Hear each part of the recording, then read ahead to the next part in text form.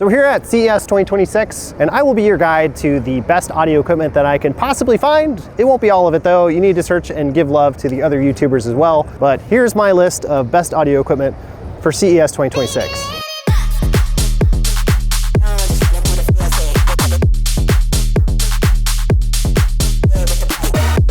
Every year, mankind is treated to CES, where they find the most promising and delightful and also tacky devices known to man. And it's all held in Las Vegas, the glimmering skyline of hopes and dreams, and when you look close enough, you can find the plaster peeling off of things.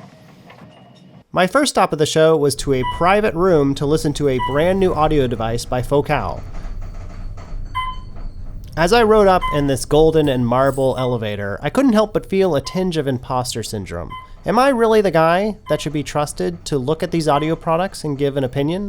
Well, too late for self-doubt, because I was now in the room with the $3,600 Muse Hekla. The H is silent. And this is their 15 driver soundbar. I just sat down and listened to it, and I have the Kef soundbar at home with a subwoofer, and I've got to say that just the initial listening to it, this produces a lot more bass than my system that's actually more expensive. So now I'm a little frustrated. The spatial audio from like left to right was very convincing, despite like the room having like a wall on one side and then an open space on the other. It didn't really matter. The one thing I've noticed about it, it's really tall. That is the only kind of unusual part about this speaker. Surprisingly, the separation of the audio, even though it is just this big, is actually it feels much bigger. It's actually very impressive. It has this volume knob here that kind of comes up here on the top, and it's proximity censored, so you put your hand by it and it will light up the switch. Oh, that's my first time to touch it. It is really smooth. We talked about the volcanic, yes, basically feature set to the volume control, hence, you know, the Hekla Icelandic volcano. But we've also done some really neat things like the sandblasted aluminum. Of course, we've got the really big heatsink on the back, but this is not only for distributing heat, but we also place all of our Wi-Fi antennas and so on like that into there as well. It's there is no plastic on this thing. No. And of course, obviously, we want a very, very, inert cabinet. And that's what gives us that really low in energy and all that really precision detail. My next stop was at the main convention center, where things are pretty crazy. For their 80th birthday, Klipsch and Onkyo, the dynamic duo, are releasing a slurry of new products. So I just listened to Klipsch's latest series of home theater bookshelf speakers. They just released their second edition, the 5s, the 7s, and the 9s. And we got to listen to Jurassic Park and a little bit of music. I gotta say, I was actually really impressed with how much bass was kicked out at just the 5s. Like, I really thought it was like the 9s. And we also got to listen to them right next to the Heresies. Now, the Heresy was playing through that middle device there. That is Onkyo's new Muse series. This was the Y50 at 125 watts per channel. It also has a sub out and HDMI in and HDMI ARC out, and it has a really cool display for your music playing. You can also get the Y40 with a few features subtracted, but they're both pretty affordable for as stylish as they are in terms of integrated amps. Klipsch is now updating their City series with Auracast, and now they're also magnetic. So if you want these, you're gonna have to wait till the summer though. So I'm here at Stromberg Audio with the Twin. I was just honestly captivated by all the cool colors they had. The cool thing about these, apparently they're big on TikTok, is when you boot it up, they both turn on and they automatically do stereo pairing. The speaker comes out of the center here, so it's not like an omnidirectional. To be able to just stick them together like that and stick them on a fridge or something like in stereo, a lot of people would probably enjoy that. You turn on the bottom one. Stromberg. There you go, that little connect. Good job. If you have a little bit bigger budget than that, Sony's new collaboration with Honda, the Afeela, features technology derived from their quads that aim to give you a surround sound system, and their car has leveraged the same technology. All right. Oh, you can actually do a Zoom call from that's one thing that struck me was how quiet it is inside of the car. That's me, by the way. And you get 28 speakers inside of the Afeela One. The fact that this car was really built intentionally with the sound design from the very beginning. Even this subwoofer right here, which can oftentimes be in the back, it's in the center console here. Your sub is built into the console there. Yeah, so I'll play a song for us and you'll actually be able to even like feel that. Honestly, like that's like the perfect home theater experience, especially how enclosed the cabin is and with enough sound diffusion on the seats. Like honestly, like a very superior sound experience. And that's coming from a Tesla, which I think really has really good sound. So like they're bringing together like all the best parts of Sony into the air, including a PlayStation 5 you can play in the back seat. So if you're a bass head, you're going to appreciate what SVS is doing this year. They're releasing their new 3000 series of subwoofers, which basically add 40% more power via the amperage. You can see how the PB3000 here basically doesn't just move the air, it rearranges the atmosphere around it. This is by far the loudest booth at CES, and it shakes the entire surrounding area.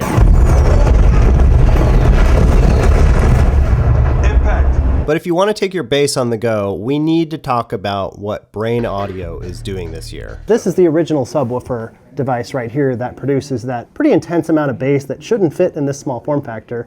And they're moving it up to this size for their newest speaker. And before you say, well, that's just a bigger subwoofer, not exactly. This is a repel attack driver. It's 30 times more efficient than a normal subwoofer. I got to see their new prototype, the Party Pro, which is essentially supposed to be about 9 Brane speakers in one. But you'll know what the bass is when you hear it. Wow. The guardrails are like... Yeah.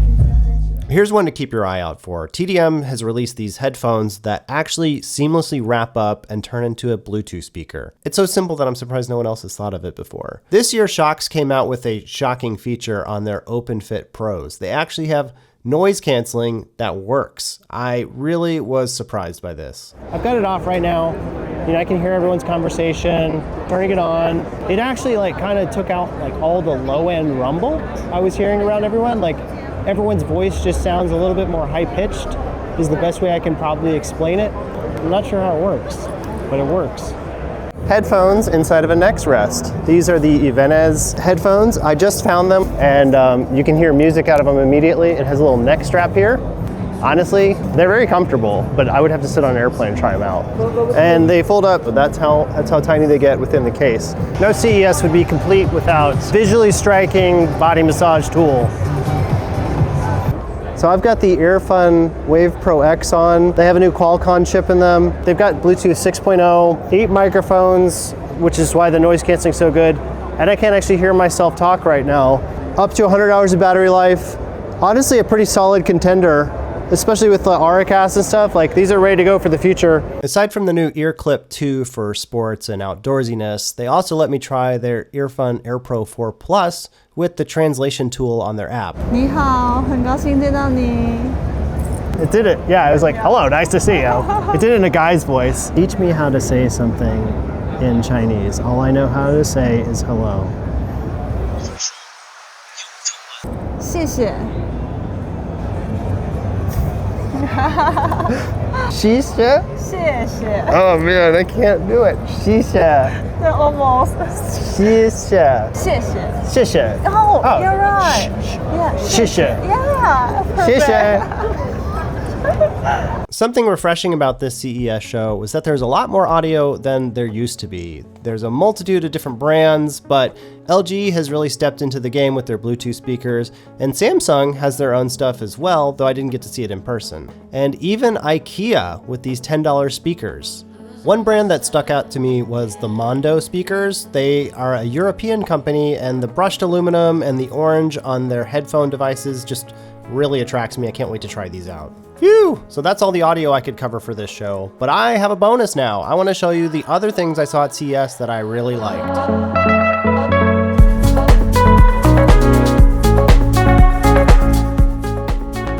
Recently, I've been trying to get more into skateboarding and scootering, so naturally I had to check out some at the show. This is the UT5 Ultra X.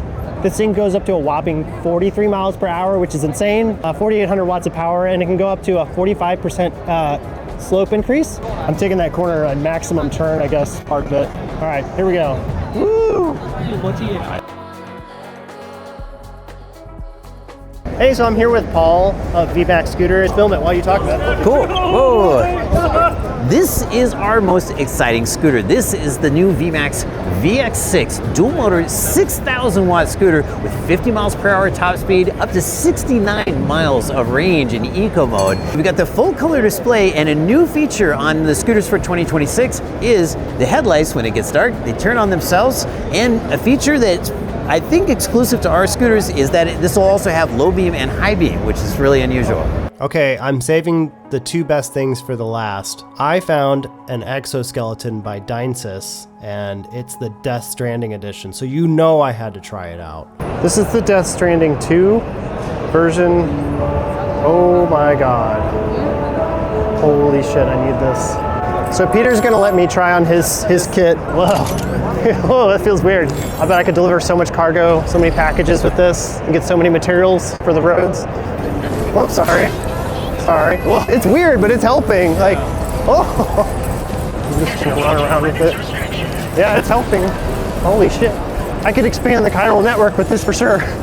If you're wondering what it feels like, it's kind of like a little robot gently tapping at the back of your legs and lifting them. I've heard the longer the device gets to know you, the better it is at anticipating your movements, so it becomes more complimentary. But I for sure want to try one of these out in the real world. Now, I saved the best for last because this one is the real jackpot of the whole experience. It's the Handy.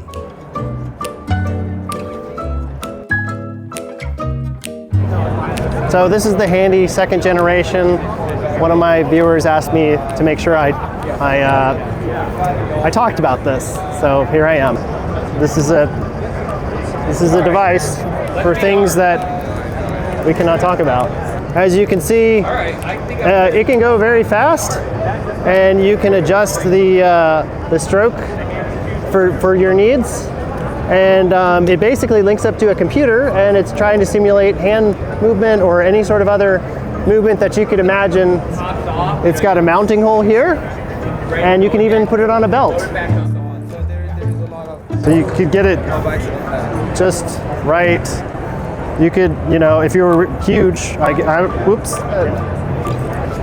If you look down here, that's basically then you...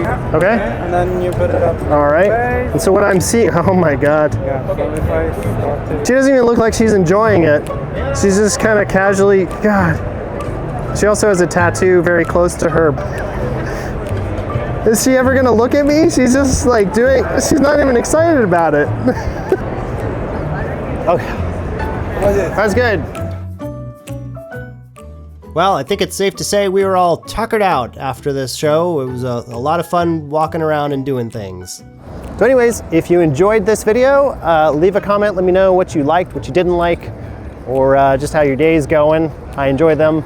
And thanks for sharing some love to my channel and being here. And that's it. That's the end of the video. You can go away now. Okay, bye.